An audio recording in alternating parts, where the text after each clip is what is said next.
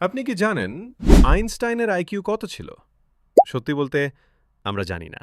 কারণ তার জিনিয়াসনেস কোনো নাম্বারে ধরা যেত না। তার আসল শক্তি ছিল চিন্তা করার পদ্ধতিতে। আর সবচেয়ে ভালো খবর জানেন? এই পদ্ধতি আপনিও আজ থেকেই ব্যবহার করতে পারবেন। আপনি যদি চান আপনার ব্রেইন একজন জিনিয়াসের মতো কাজ করুক, তাহলে এই ভিডিওটা শেষ পর্যন্ত দেখুন।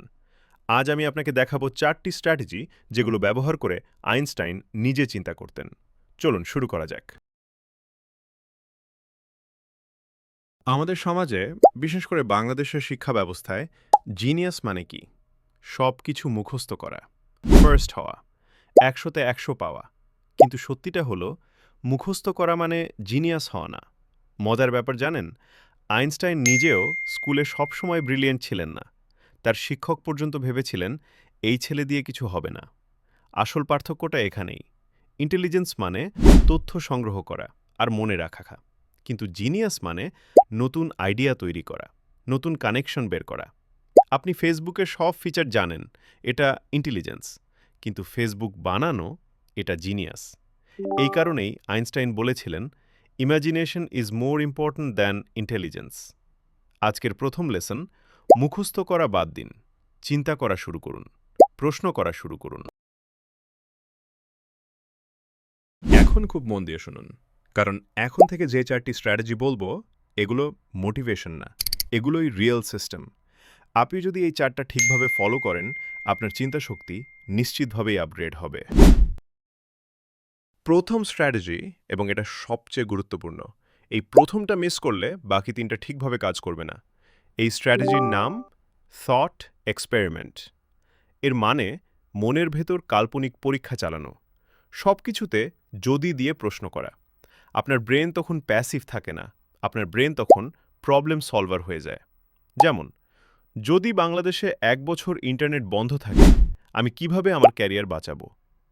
যদি আজ আমার হাতে মাত্র 2 ঘন্টা সময় থাকে, আমি কোন কাজটা আগে করব?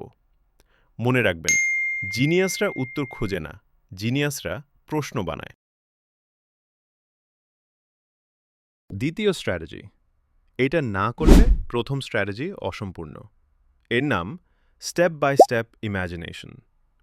শুধু প্রশ্ন করলেই হবে না, আপনাকে মনের চোখে পুরো প্রসেস দেখতে হবে।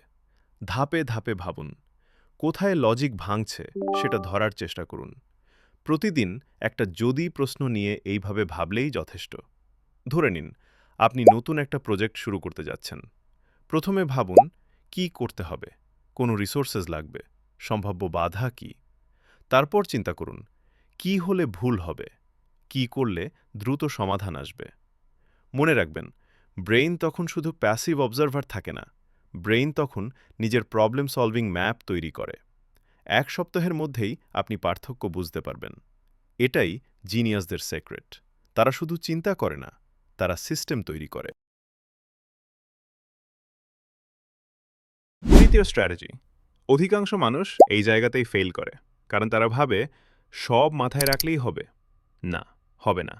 এই স্ট্র্যাটেজির নাম কেয়ারফুল নোট টেকিং। আইনস্টাইন নিজেও সবকিছু লিখে রাখতেন, প্রশ্ন, আইডিয়া, অদ্ভুত চিন্তা, ডুডল। একটা ছোট কিউরিওসিটি নোটবুক রাখুন।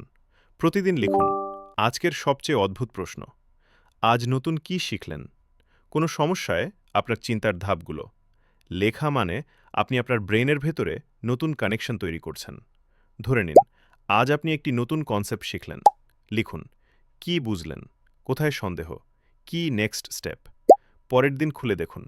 ব্রেইন তখন শুধু ইনফরমেশন রাখে না, ব্রেইন প্যাটার্ন তৈরি করে, আইডিয়াজ লিঙ্ক করে, আপনাকে নতুন সমাধান দেখায়। যাদের কিউরিওসিটি নোটবুক আছে, তাদের ব্রেইন আরও অ্যাক্টিভ থাকে, আর তারা যে কোনো প্রবলেম সলভ করতে দ্রুত পারে। কনসিস্টেন্সি মানে প্রতিদিন 5 মিনিট লিখুন, কোনো জাজমেন্ট ছাড়া। মনে রাখবেন, writing is thinking out loud, আর এই থিঙ্কিং প্রসেসই আপনাকে জিনিয়াস মাইন্ডসেট শেখায়। চতুর্থ স্ট্র্যাটেজি, এটাই সবচেয়ে আন্ডাররেটেড। এইটা না দিলে আপনার ব্রেন বার্ন আউট হয়ে যাবে। এর নাম ডিফিউজড মোড টাইম। আমরা ভাবি ব্রেন ট্রেনিং মানে শুধু পড়া, শুধু কাজ, শুধু চাপ। কিন্তু আইনস্টাইনের 2টি প্রিয় অভ্যাস ছিল ভায়োলিন বাজানো, একা একা হাঁটা। কারণ ব্রেনের দুটি মোড আছে, ফোকাসড মোড আর ডিফিউজড মোড। আসল আইডিয়া আসে ডিফিউজড মোডে।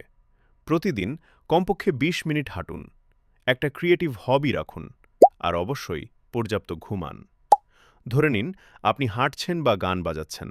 ব্রেন তখন প্যাসিভ না, ব্রেন সাটলভাবে প্রবলেম সলভ করছে, নতুন কানেকশনস বানাচ্ছে। আপনার মাথা যখন শান্ত, তখন আইডিয়াজ নিজেরাই আসতে শুরু করে। ডিফিউজড মোড মানে কাজ না করে কাজ করা, আর এইটাই জিনিয়াস মাইন্ডসেটের সিক্রেট। কনসিস্টেন্সি মানে প্রতিদিন এই সময় রাখুন, কোনো জাজমেন্ট ছাড়া। মনে রাখবেন, সবচেয়ে বড় ডিসকভারি আসে যখন আপনি কনসিয়াসলি কিছু করছেন না, আর ব্রেইন তখন আপনার পাশে থেকে সাটলভাবে গাইড করে। হয়তো আমরা সবাই আইনস্টাইন হতে পারবো না, কিন্তু তার মতো করে চিন্তা করার চেষ্টা আমরা করতেই পারি। তার প্রোডাক্টিভিটি, তার ভাবনার পদ্ধতি, সেগুলো যদি আমরা নিজের জীবনে কাজে লাগাই, তাহলে আজ না হোক, কাল না হোক, অন্তত 0.1% হলেও আমরা এগিয়ে যেতে পারবো। আর বিশ্বাস করুন, প্রতিদিনের এই 0.1% প্রোগ্রেসই একদিন আপনার পুরো লাইফ বদলে দিতে পারে। এখন আমি জানতে চাই, এই 4টি স্ট্র্যাটেজির মধ্যে কোনটা আপনি আজ থেকেই শুরু করবেন? কমেন্টে লিখুন ১, ২, ৩ অথবা ৪। জিনিয়াস জন্মায় না, জিনিয়াস তৈরি হয়। আপনার ব্রেন অপার সম্ভাবনায় ভরা, শুধু সঠিক এক্সারসাইজ দরকার। লাইক করুন, শেয়ার করুন, সাবস্ক্রাইব করে প্রোডাক্টিভিটির এই যাত্রায় পাশে থাকুন। আল্লাহ হাফেজ।